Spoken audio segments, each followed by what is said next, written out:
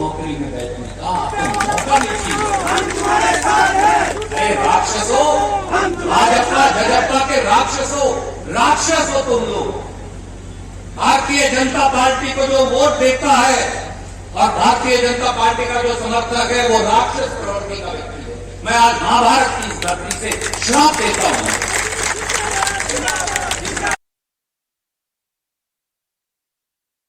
कांग्रेस ने सारी हदें पार कर दी है।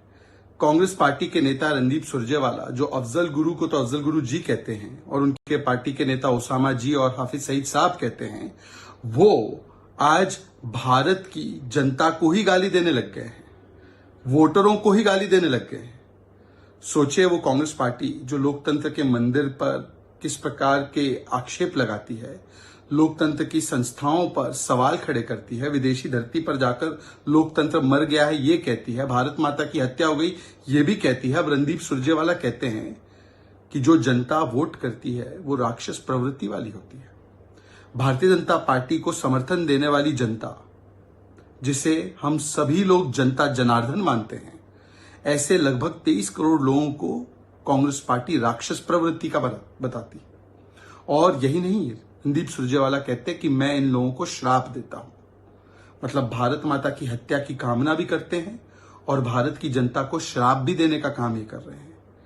अलग अलग चुनावों में वोटर जिस प्रकार से वोट करते हैं, करोड़ों लोगों ने भारतीय जनता पार्टी को समर्थन दिया है। ये जनता जनार्दन होती है, इसे भगवान का रूप माना जाता है लोकतंत्र में, परंतु कांग्रेस पार्टी इसी जनता को राक्षस प्रवृत्ति का बताती है। ये दिखाता है कि कांग्रेस पार्टी किस अहंकार में जी रही है। कभी ओबीसी समाज को गाली देना, प्रधानमंत्री पद को गाली देना, लोकतंत्र की संस्थाओं को गाली देना, और अब तो जनता को ही गाली देने का काम प्रारंभ कर दिया है कांग्रेस ने। वो जितने बार ऐसी बातें करते हैं, कभी रावण की भाषा उपयोग करना, कभी राक्षस की भाषा उपयोग करना, जनता इसके विरोध में खड़ी है।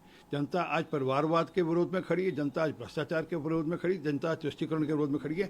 इसके चलते हुए वह आज जनता को ही राक्षस कहने लगे, क्योंकि वह लोकतंत्र में परिवार तंत्र से बाहर नहीं निकल पा रहे। The Congress reflects the evil mindset which is against the healthy spirit of our democracy, and after using terms like Bharat Mata ki Hatya by Rahul Gandhi on the floor of the House, addressing and comparing the Honorable Prime Minister Shri Narendra Modi ji with Ravan, now they stoop to the level where they are even targeting the citizenry of the country. Fools rush in where angels fear to tread. It would not be wrong to say the demons of Congress rush in where the angels fear to tread. Rahul Gandhi, Congress party should apologize to every citizen for lowering the dignity of our citizenry and our democracy. Well, Surjewala has crossed all limit of decency. I'm sure everyone knows, if you just do a back testing of Congress history, they have always compromised with the national interest.